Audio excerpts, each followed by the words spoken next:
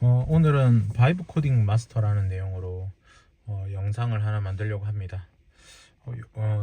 요즘 바이브 코딩이 인기인 게 뭐 강의도 많고 그래서 역시 사람들은 정말 유행을 놓치지 않는구나. 돈을 벌 수 있는 기회는 절대 놓치지 않는다는 걸 알게 됐습니다. 그래가지고 최근에 그 크리에이터 담비님의 유튜브 영상을 보게 됐어요. 그 비전공자신데 한 달 동안 이제 바이브 코딩을 해서 엄청난 것들을 많이 만드셨더라고요. 막 게임도 만들고 막 유튜브 뭐 채널 분석하는 뭐 그런 어떤 통계학적인 것도 만들고 정말 인상 깊었습니다. 그래서 어 그리고 그 단점들 많이 얘기해 주시더라고요. 바이브 코딩의 문제점. 그래서 이제 20년 차 개발자이면서 이제 키맨으로 수많은 프로젝트를 또 해봤고 그 다음에 또 완료를 많이 했고 또 많이 납품도 해봤고 또 저는 이제 20대 때는 이제 해외에서 근무를 했었거든요. 스위스에서도 일을 했었고 영국에서도 일을 했었고 이제 스위스 제품 같은 경우는 이제 전 세계에서 쓰는 이제 독점 시스템이었어요.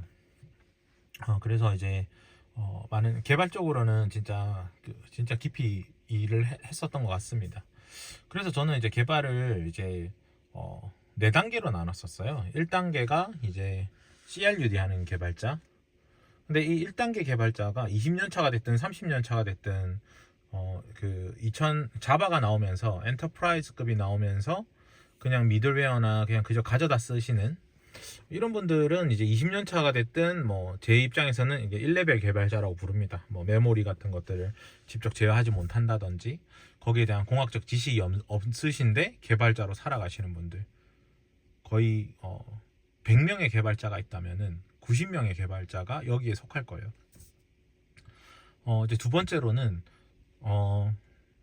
이제 공학을 이해하고 있는 2레벨 개발자들은 아키텍트를 얘기하는 겁니다. 공학을 이해하고 있어가지고 이제 많은 개발자들에게 미들웨어를 제공해 줄 수 있는 개발자, 뭐 통신 프로토콜을 이해하고 있고 보안을 이해하고 있어가지고 어떤 이제 공통 컴포넌트를 만들어서 줄 수 있으신 분들, 이런 분들을 이제 뭐 컴파일도 다 이해하고 계시고 뭐 렌더링이나 뭐 디텍팅 기술들을 전부 다 알고 계신 분들, 그러니까 이런 분들을 저는 이제 2레벨 개발자라고 저는 생각하고 있습니다. 그리고 이제 3레벨이 중요한데 이제 바이브 코딩에서는 이 3레벨 개발자가 진짜 중요해요. 이제 3레벨 개발자는 이제 개발자 레벨을 벗어난 형태인 거죠. 이제 디자인 패턴을 이해하고 있는 개발자입니다. 보통 이제 우리 빅테크에 보면은 디자인 패턴이라는 게 나와요. 이제 뭐 MVC 패턴, 뭐 MVVM 패턴 이런 것들이 나온단 말이죠. 이런 것들은 협업을 이제 뭐 대량의 개발자들이 아니면 또 대량의 그 팀이 제품을 만들기 위해서 만드는 패턴이에요. 그 중에 가장 인상 깊은 게 이제 옵저버 패턴이에요. 그래서 우리가 리액트가 인기죠. 리액트가 인기인 거는 옵저버 패턴을 가져와서 리덕스라는 걸 가져오면서 리액티브 X 기술을 가져오면서 이제 리액트가 이름도 명칭이 그렇게 된 건데 RxJS라는 걸 마이크로소프트에서 이제 풀었기 때문에 이제 앵귤러 JS와 이제 RxJ를 합쳐가지고 이제 페이스북에서 만든 게 리액트죠. 지금도 리액트가 인기인 거고 근데 거기 이제 버추얼 돔이라는 게 있는데 이게 조금 문제가 많아요. 성능도 구리고 그 큰 시스템을 만들 수가 없습니다. 아무튼 이런 것들을 왜 만드냐면 제품을 만들기 위한 거예요. 그래서 디자인 패턴에서 보면은 디자이너가 이제 보통 우리 외주 개발을 치면 퍼블리셔나 디자이너가 초반에 조금 하고 마지막에 퍼블리셔가 와가지고 또 마감을 쳐주는 케이스가 있습니다. 개발자들이 이제 퍼블을 잘 모르다 보니까. 그래서 이제 MVVM 패턴이라는 거는 이제 디자이너 관점에서 이제 퍼블리셔라고 해야 되나? 이 블렌더라고 부르는데 마이크로소프트 쪽에서는 블렌더가 이제 액션을 가져와서 바인딩 시키는 방식이에요. 그래서 이거를 이제 비헤이비어라 부르고 이 MVVM 패턴의 어떤 기본이 되는 거죠. 그래서 많은 제품들이 MVVM 패턴을 이제 도입하고 있습니다. 안드로이드 개발하시는 쪽에서도 이제 MVVM 패턴도 그렇고 요즘 다 선형형으로 가는 게 명령형이 아닌 선형형 프로그램이 되는 게 다 이런 어떤 디자인 패턴 때문에 그런 거거든요.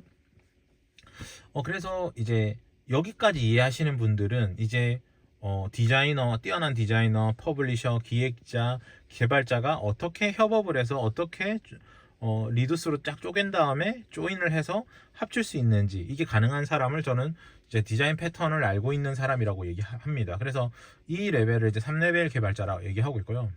이제 4레벨 개발자는 이제 저는 이제 수학이라고 정의를 했어요. 왜냐면 우리 컴퓨터 공학이라는 게 전부 다 우리 GPU가 행렬 연산이란 말이에요.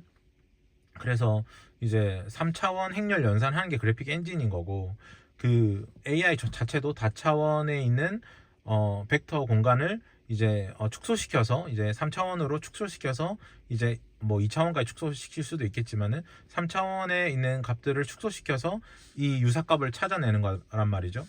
그래서 결국은 이 세상을 바꾸고 있는 건 전자공학이다. 이 전자공학을 알기 위해서는 당연히 이 물리학을 알아야 되고 수학을 알아야 되는 거죠. 그래서 이 4레벨 개발자는 조금 따로 봐야 될 것 같아요. 이거는 개인이 할 수 있나? 국가 단위에서 이제 빅테크를 이끄시는 분들이 이걸 이해하고 설계할 수 있어야 되는 것 같고요. 결국은 이제 1, 2, 3, 4를 다 잘해야 돼요. 그런데 제가 보니까 이제 0레벨이라는 게 또 있더라고요. 0레벨이 뭐냐면은 마케터들이에요. 그러니까 돈이 되는 어떤 인기를 따라가면서 이제 최신 기술을 이용해 와서 이제 돈을 버는 거죠.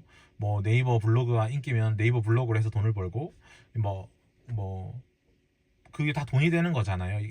온라인이라는 것 자체가, 온라인을 정말 잘 쓰시는 분들을 말씀드리는 거예요. 물론 이건 개발자 레벨은 아니지만은 0레벨을 뒀던 이유가 아예 CRUD도 모르시는 분이 존재할 수 있다. 이 데이터베이스가 뭔지, 프론트나 백엔드나 데이터베이스 용어만 알지 정말 거기서 커리문이라든지 뭐 레프트 아우터 조인이라든지 뭐 이런 것들 모르시는 분들이 있을 수 있어요. 뭐 클러스터링이라든지. 그러니까 이제 많은 데이터들을 이제 어떻게 분산 처리하고 어떻게 빠르게 갖고 오는지를 모를 수 있다라는 거죠. 그리고 보안 쪽도 전혀 모를 수가 있어요. 제가 1레벨 개발자 CRUD 뭐 20년 차도 CRUD라고 했지만 이분들은 다 인젝션 공격이라든지 이런 건 다 알고 있단 말이에요. REST API가 뭔지. 그러니까 이런 어떤 기본적인 지식을 그 현장에서 적용하지 못했던 레벨이 이제 0레벨인데, 이 바이브 코딩이 나오면서 이 0레벨 개발자들이 등장한다라는 걸 이제 깨닫게 된 거예요. 왜냐면은 이분들은 돈이 되는 건 다 하십니다. 왜냐면 오프라인 투 온라인으로 가면서 다 온라인이 돈을 벌었죠. 근데 온라인의 기술이 막 옛날에 뭐 제로보드 같은 걸 제공해주면 제로보드 가지고 웹 에이전시를 할 수도 있었었고, 뭐 워드프레스 같은 게 나오면 워드프레스를 가지고 이제 애드센스를 달아가지고 이제 뭐 컨텐츠를 많이 발행해서 뭐 그 돈을 번다든지. 그러니까 이런 식으로 온라인의 어떤 프레임워크들이 누구나 사용할 수 있는, 누구나를 타겟팅한 프레임워크들이 나오면 이분들은 엄청나게 달라드는 거예요. 그리고 이분들은 엄청나게 정성이 있습니다. 돈이 되는 파이프라인을 이미 알고 경험하고 있기 때문에 목적성이 엄청 뚜렷하죠. 그래서 이제 바이브 코딩이 나오니까 이제 자연어로 대화를 할 수가 있잖아요. 코드를 안 짜도 되잖아요. 그러면 분기 처리가 뭔지, 뭐 컴파일러가 뭔지 이런 아무것도 모르지만 그 코드 인텔리전트가 뭔지도 모르고 그냥 자연어한테 해줘 이렇게 하면은 이제 제품이 나오는 거예요. 그렇지, 뚝딱뚝딱 나오죠. 막 디자인이 있어야 되고 막 뭐 퍼블리셔가 있어야 되고 개발자가 있어야 되고 배포하시는 분이 있어야 되는데 그것도 아니고 막 요즘 AWS나 뭐 다양한 API에서 막 그냥 깃이 잘 되어 있다 보니까 그냥 뭐 푸시만 하면은 그냥 다 서버에 배포되고 막 이런 식인 거죠. 그러니까 그런 배포되는 이런 것들조차도 이제 이제 앞으로 뭐 랭그래프나 뭐 이런 것들을 통해서 이제 훨씬 더 쉽게 그 뭐 이메일을 발송한다든지, 마케터들이 원하는 뭐 노티피케이션을 처리한다든지, 그 다음에 심지어 결제도 이제 달러 스테이블 코인이 나오면은 은행을 거치지 않고서도 AI가 이 그 결제 파이프라인까지 연결할 수가 있겠죠. 그 전에는 막 은행 가서 뭘 요청을 하고 우리가 뭐 법인을 내야 되고 뭐 개인 사업자를 내야 되고 이런 것들이 있었는데 정말 이 모든 난이도가 다 떨어진 거예요. 그러면 이 0레벨에서 가장 먼저 이것을 타겟팅해서 노리는 사람들이 누구냐면은 이제 돈이 되는 거를 잘 아시는 분들이죠. 자, 그런데 재밌는 거는 돈으로 만들 수는 없다라는 거예요. 결국 강의 말고는 없어요. 그러니까 결국 이걸 상품화 시킬 수는 없거든요. 그러니까 또 이걸 해봤다. 그냥 정말 낮은 수준의 그냥 초보가 초보를 가리키는 시장의 형태가 강의 시장이 되면서 이제 그분들이 돈을 많이 벌었죠. 그러니까 또 지금도 그런 패턴이 이제 진행되고 있는 거예요. 그래서 제가 이제 꿀팁을 드리려고 합니다. 그러니까 정말 만들 수 있는 형태가 되려면은 어떻게 가야 하는가, 이제 바이브 코딩을 저도 이제 이거 가지고 많은 걸 만들고 있어요. 그래서 개발자들한테 물어보면은 이 바이브 코딩을 조금 싫어하는 개발자들이 많습니다. 왜냐면은 자기가 만든 코드를 엉망으로 만들거든요. 그리고 바이브 코딩이 이게 사탄의 유혹인 게 한번 자연어로 맡겨 놓으면은 이제 쳐다보기 싫은 거예요. 작동하네? 근데 그 안에 어떤 쓰레기 코드가 들어갔는지, 내 코드가 중복돼서 만들어지고 있는지, 이런 패턴들을 파악할 수 없게 돼요. 그러니까 더 쉽기 때문에 자연스럽게 이렇게 그 손이 가는 거죠. 한번 맛을 들이면 여기서 벗어날 수가 없게 되는 겁니다. 그래서 이제 지금 레벨에서는 다 쓰레기 코드만 나올 수밖에 없어요. 그러니까 쓰레기 제품만 이제 쏟아질 거예요. 그러니까 결코 제가 항상 그 많이 얘기하는 건데, 한 사람을 위해서 만드는 건 제품이 아니라는 거예요. 다수가 사용할 수 있을 때 이제 아키텍처가 필요한 거죠. 근데 우리가 개발할 때는 한 사람 작동하네, 잘 만들어졌다, 막상 이제 발매하고 많은 사람들이 쓰면 어떻게 돼요? 이거는 버려야 되는 겁니다 라고 나오는 거잖아요. 그래서 어떤 개발자들은 이제 일부 이제 바이브 코딩은 아니고, 당연히 우리가 예전에는 스택 오버플로우 같은 데서 이제 모르니까 그냥 갖다 붙여넣기 했던 것처럼 지금 그 정도 레벨로 이제 쓰시는 분이 많다라는 거예요.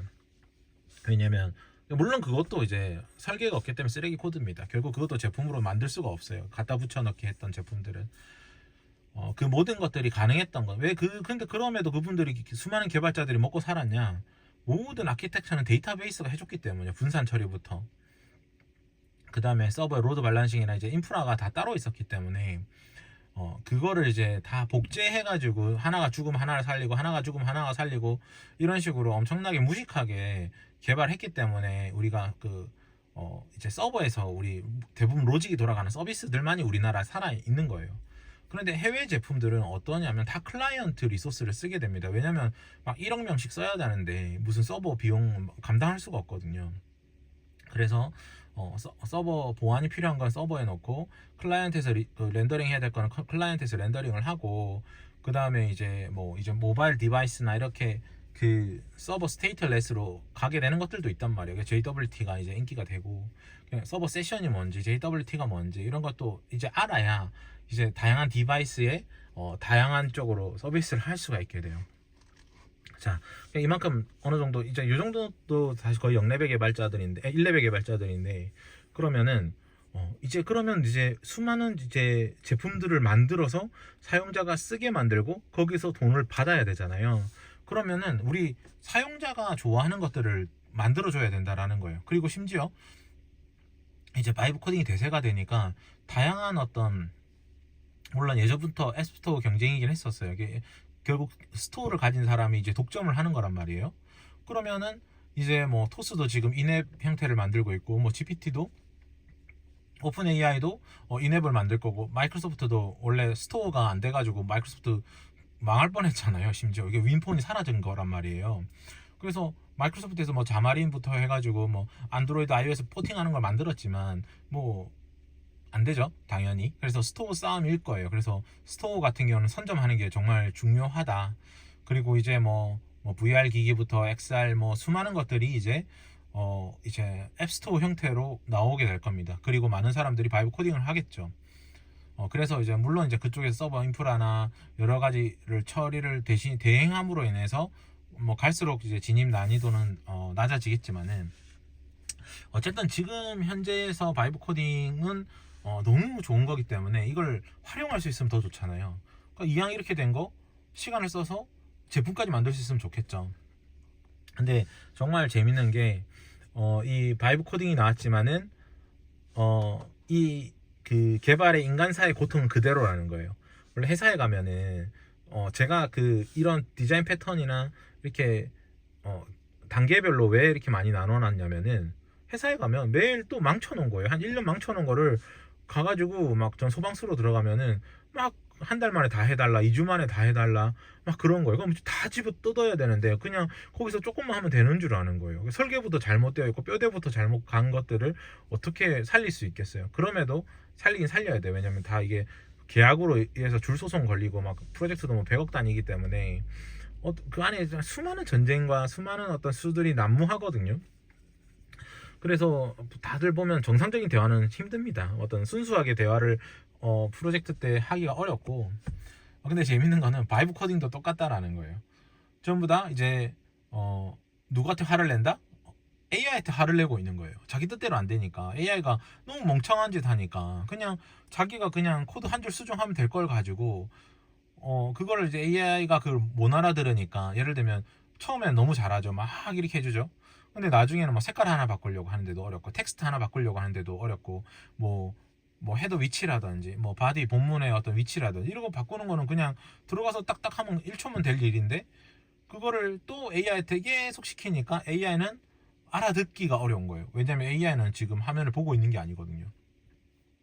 물론 화면도 안 보는데 하는 게 진짜 대단한 거예요. 이 사람들, 이 AI들은 이제 눈 감고 이제 세상을 다 해석하고 있는 건데, 마치 소리나 청각과 시각이 없는 청각으로만 이 모든 거를 다 하는 거랑 같은 거라는 거죠. 그러니까 당연히 이 어렵습니다. 그래서 계속 다그치고 혼내고 하다 보면 자기 시키는 사람이 화가 난다라는 거예요.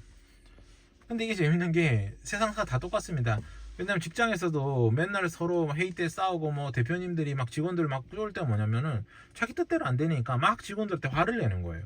그러면 직원들끼리는 너무 상처받으니까 이제 막 뭐 뭐라 말하지도 못하고, 서로 막 자기들끼리 또 이간질하고 막 그 자리 피하려고 하고 속이려고 하고, 죽는 자리 막 서로 막 안 가려고 하고, 못 모르는 사람 갖다 놓고, 이렇게 되는 게 바이브 코딩과 인간사가 너무 똑같다.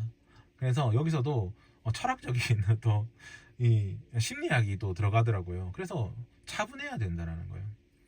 차분하게 일을 해야만 이 바이브 코딩을 잘 쓸 수가 있는 거예요. 그리고 측량을 해야 된다는 거예요.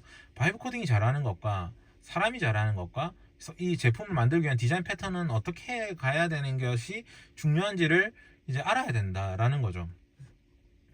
근데 제가 안 봐도 뻔합니다. 뭐 개발자들 이 비개발자뿐만이 아니라 이 개발자들이라고 하더라도 이제 이제 외주 받아가지고 뭐 아니면 그 대기업 어떤 하청 받아가지고 들어갔을 때 이 개판 날 거예요. 누구도 이걸 정리할 마음이 없거든요. 신기하게도 정말 정성이 없고 생각할 마음이 없어요. 특히 바이브 코딩에 그 맡겨놓은 순간 이 편안함을 계속 지속하고 싶고 마감까지 쳐주길 원하지만 그렇게 될 수가 없는 구조입니다. 그리고 AI한테도 마찬가지인 것처럼 지금 AI가 빠르게 성장했지만 이제부터는 그 속도는 줄어들 거예요. 이제 우리 사람의 어떤 그 수익 만족도 비슷한 형태죠.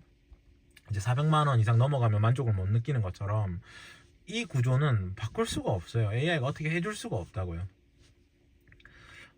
그래서 이제 그게 완전히 되려면은 한 4, 5년 남았다라는 거죠. 그러면 4, 5년 안에 이제 수많은 부자들이 탄생할 텐데, 이제 그때 가서 또 하는 거는 또 개발자들은 이제 끝난 거고, 이 영레벨 마케터 분들이 오히려 훨씬 더 잘할 가능성이 높습니다. 왜냐면 그것도 쉽지 않은 거기 때문인 거고, 여기서 계속 이제 뭐 베이스 44나 뭐 이런 형태로 이제 사용자 AI의 불편함을 조금 더 이제 컴팩트하게 좀 리팩토링 해가지고 프레임워크 형태로 만들어서 나오는 형태가 많아지겠죠.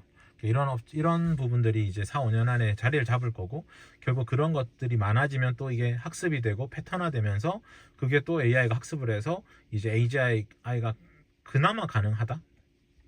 그러니까 AGI라는 게 이 공법 자체가 다를 거예요. 왜냐하면 지금 AI는 학습한 거를 이제 이 전체 맥락을 보고 그 연역적으로 들어가는 게 아니고 이제 안에서부터 나오는 형태란 말이에요. 안에서부터 모든 걸 해석하는 거니까 제가 생각할 때 가장 최악의 방식이에요. 그러니까 그림을 그려도 전체적으로 그림을 그려야지, 눈부터 이쁘게 그려놓고 이쁜 눈에다가 전체를 맞춰 나가는 형태이기 때문에 절대로 좋은 형태가 될 수가 없어요. 그래서 이 AI와 AGI는 공법 자체가 달라야 한다. 그렇기 때문에 AGI를 만들려면 당연히 그 제가 말했던 이 4레벨 수학적 공학적인 그 행렬 연산부터 이걸 학습시키는 비지도 학습, 그다음에 지도 학습, 이 그런 것들조차 파운데이션조차 다르게 설계를 해야 되기 때문에 당연히 그거는 당분간은 쉽지 않을 거라는 거예요. 그리고 영원히 안 나올 수도 있습니다. 왜냐면은 지금 AI 형태를 더 발전시켜서 연합을 해서 AGI가 될 수도 있는 거니까 이제 뭐가 맞는지는 모르죠. 사실은 이 세상에 그 우리가 정말 어려워 보이는 것들조차도 자세히 알다 보면은 원리에 접근하면 별거 없는 것들이 많잖아요. 양자역학도 그렇고 미분도 그렇고, 그리고 알고 보면은 정말 단순한 원리이란 말이에요. 중력도 마찬가지고, 우리 사과가 떨어지는 걸 보고 중력을 깨달았고, 그래서 그 강속 그 이제 그 뭐야 강속 불변의 법칙, 이런 것도 시간과 공간은 달라질 수 있다라는 거를 강속의 이제 그 빛의 속도를 기준으로 보고 이 상대성 이론이 나온 거잖아요. 그러니까 중력도 마찬가지고. 그러니까 이런 것들이 우리가 발견하기는 너무 어렵지만은 알고 보면은, 깨닫고 보면은 그렇게 어려운 건 아니다. 이제 아무튼 너무 사설이 길어지는데 너무 쉽게 말하는 건 아니고 그냥 배우는 입장에서는 쉽다 이건 거죠. 발견하기는 어렵고. 그래서 AGI가 어떤 형태로 갈지는 잘 모르겠어요. 지금은 당연히 갑자기 지도 학습에서 이제 리워드 보상의 강화 학습에서 비지도 학습이 갑자기 빵 뜨면서 비지도 학습으로 큰 모델이 만들어진 게 라지 랭귀지 모델이잖아요. 그래서 근데 그걸 이제 계속 축소화시키고 있고, 추론 비용이 너무 많이 드니까 스몰 라지 랭귀지로 가고 있고, 거기서 지금도 이제 그 특화된 걸 계속 쫓아내고 있으면서 계속 지금 발전하고 있는 단계이긴 하거든요. 아무튼 이 얘기가 왜 나왔는지 저도 모르겠는데 무슨 얘기 하고 있었는지도 모르겠고, 그래서 아무튼 바이브 코딩이라는 것을 잘하기 위해서는 이런 것들을 전체적으로 좀 다 아는 것도 좀 필요하고, 그냥 제가 설명을 드리면은 일단은 바이브 코딩을 잘 하려면은 나도 참여를 해야 돼요. 나는 옆에서 이제 그냥 시키기만 하면 되는 게 아니라는 거예요. 그래서 설계도를 만들어서 줘야 됩니다. 설계도를 먼저 만들어야 돼요. 그러니까 설계도를 만들 때도 AI를 활용하는 게 좋겠죠.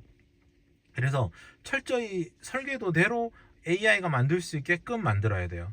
그러려면 이제 공법이라는 게 필요하겠죠. 그러면은 이제 전체 디자인이나 이런 것들은 AI가 너무 잘해주니까 순식간에 해줄 수 있잖아요. 그러면 디자인, 뭐 색깔, 뭐 그런 것들 팔레트 같은 거 만들어서 뽑아놓고 뭐 다크 모드라든지 UX적인 것부터 이제 먼저 완성을 해야 됩니다. 그걸 완성하고 이제 그다음 이벤트 핸들러들을 달아야 돼요. 이벤트 핸들러를 통해서 이제 라우터 이동에 대해서 이해를 해야 되죠. 그래서 라우터들이 쫙 이동하는 걸 계속 봐야 되는 거예요. 그래서 전체적으로 이제 어느 정도 만들어졌잖아요. 그럼 여기서 이제 공통화된 함수들은 어떻게 만들 건지, 상태 관리는 어떤 걸 쓸 건지, 뭐 그런 것들을 이제 해야 되겠죠. 물론 이제 디텍팅 기술이나 이런 것들은 언어를 잘 선택해야 되고요. 그래서 저는 이제 IB 렌더러를 사용하는 이제 앵귤러를 사용하는 거건 그건 디텍팅 기술이 뛰어나기 때문이에요. 그러니까 뭐 통계나 뭐 차트나 그 억 단위 데이터를 쭈르륵 뿌렸을 때 이 브라우저에서 메모리 관리 어떻게 최적할 건지가 중요하기 때문에 저는 가장 우수한 언어를 쓴다라는 거예요. 그런 컴파일러 기술이나 그 렌더링 기술 자체가 뛰어난 걸 쓴다라는 거고요. 그 다음에 이제 그러면 이제 함수들을 이제 어떤 패턴으로 리팩토링을 할 게 아니고, 원래 AI한테 그냥 시키면 한 페이지에 그냥 막 2만 줄 3만 줄로 막 가버린단 말이에요. 그리고 나서는 이게 리팩토링 하는데 꺼집어내는 시간이 훨씬 더 오래 걸리고, 꺼집어냈다고 해도 AI가 생각한 거를 내가 제어하지 못하기 때문에 통제 불가능한 코드가 되고 결국 못 쓰게 된다라는 거죠. 그러려면 어떻게 해야 되냐면은 이제 뼈대에다가 이제 상태 관리 어떻게 할 건지를 정해야 돼요. 뭐 저 같은 앵귤러 같은 경우에는 지금 최근에 나온 게 이름이 생각 안 난다. 시그널. 그냥 시그널을 저는 지금은 쓰려고 하고 있습니다. 왜냐면 시그널이 훨씬 더 디텍팅 기술도 좋고 기존에 그 비동기를 처리하는 기술에서 존이라는 걸 사용했단 말이에요. 그러니까 이 평탄화 시키기 위해서 이 그 비동기 처리를 평탄화하기가 쉽지가 않거든요. 그리고 이 비동기 처리들을 평탄화하지 않으면 복잡한 API들을 동시에 처리할 수가 없었어요. 그래서 이 존을 해결한 게 존레스로 이제 이제 시그널이 나왔으니까 또 시그널을 사용하게 되면 이제 일렉트론이나 다른 모바일 기기에서의 변화 감지도 훨씬 더 우수합니다. 그래서 이런 어떤 변화 감지를 하는 이 통신을 하는 어떤 걸 무엇을 사용할 것이냐, 상태 관리를 어떤 걸로 할 것이냐, 저녁 상태 관리를 무엇으로 할 것이냐, 이런 것들을 잘 정의를 해야 돼요. 그래서 이제 맥락을 다 가져갈 수 있는 뼈대를 만들어 놓고 거기서 부분적인 함수들을 쓰는 거죠. 근데 부분적인 함수는 유료 API 정도를 쓸 필요가 없어요. 좋은 걸 쓸 필요가 없단 말이죠. 그러면 처음에는 이제 이쁘게 디자인하고 뭐 하고 뭐 하는 거는 뭐 꾸미고 뭐 테마 관리하고 막 글래스 모피즘 막 디자인 패턴 집어넣고 뭐 이쁘게 꾸미고 이런 것들은 좀 비싼 거 뭐를 사용하면 되는 거고, 그것도 이제 너무 비싼 것까지 필요는 없는데 측량이 돼야겠죠. 어떤 모델은 뭘 잘하고. 그 다음에 이제 그냥 일반적인 함수 구현은 정말 저렴한 거 사용하시면 됩니다. 그 무료에 가까운 거 쓰셔도 되고 굳이 그런 것들 비싼 거 쓸 필요가 없어요. 그래서 정말 저렴한 뭐 GPT 4.1이라든지 이런 거는 거의 무제한으로 쓸 수 있거든요. 코파일럿에서. 그러면 무제한으로 그걸 쓰면 되는 거죠. 무료니까. 그래서 그런 걸로 이제 함수와 기능들을 만들어 가면서 이것들을 이제 이 퍼즐 놀이 하는 것처럼 즐겁게 하는 거예요. 이거를 즐겨야 되는 겁니다. 그리고 그러니까 이런 식으로 코딩을 하게 되면 바이브 코딩의 거의 단점이 없어져 버려요. 근데 대신에 전제 조건이 이런 지식이 필요하다라는 거죠. 그래서 근데 지식이 정말 필요한데 이런 지식이 없어서는 제품이 안 나오는 거니까 최소한 이런 건 알아야 된다. 그래서 이런 걸 또 열정 있으신 분은 할 거예요. 그래서 제가 말씀드리는 거는 그러니까 이 지식보다도 더 우선이 되는 게 또 있다라는 거예요. 그게 뭐냐면은 열정과 포기하지 않는 마음이라는 거죠. 어떻게든 해내겠다라는 사람은 지금 제가 하는 얘기를 듣든 아니면 온라인의 것들 듣든 시행착오를 하든 어떻게든 해낼 거라는 거예요. 사실 이런 사람들이 제일 무섭습니다. 그리고 저도 사실 제가 만드는 제품들은 뭐 한 달 만에도 뭐 그럴싸하게 지금도 나오고 있거든요. 지금 저도 여러 개 만들고 있고 하고 있는데 저는 사실 이거 2, 3년 최소 키워나갈 거예요. 2, 3년 동안 쉬지 않고 발전시킨 결과물이 전 세계 사람들이 알게 될 것이고, 그리고 뭐 10년, 20년 제가 죽을 때까지 만들면은 그 작품은 영원히 남아서 그 70억 인구가 살아가는 동안 한 번씩은 경험하게 되지 않을까. 드래곤볼이나 뭐 요즘에 그 일본 인기 컨텐츠처럼 그렇게 만들려고 하는 게 저의 마음이고, 그러다 보니까 서둘지 않게 된다라는 거예요. 그래서 저는 이 영상을 만드는 이유도 지금 바이브 코딩을 하면서 열심히 밤을 새시는 분도 있을 거고 너무 재밌잖아요. 그리고 열심히 별것도 아닌 그 코드 한 줄 수정하기 위해서 3시간 4시간 막 AI한테 욕해 가면서 막 열받아 가면서 혈압 올라가면서 하시는 분들이 있을 거라는 거예요. 그렇게 하시면 안 된다라는 거를 저는 좀 알려주고 싶고요. 아무튼 정말 대단한 시대긴 합니다. 결국은 이 바이브 코딩이 됐든 뭐가 됐든 누가 만든지 뭐가 중요해요.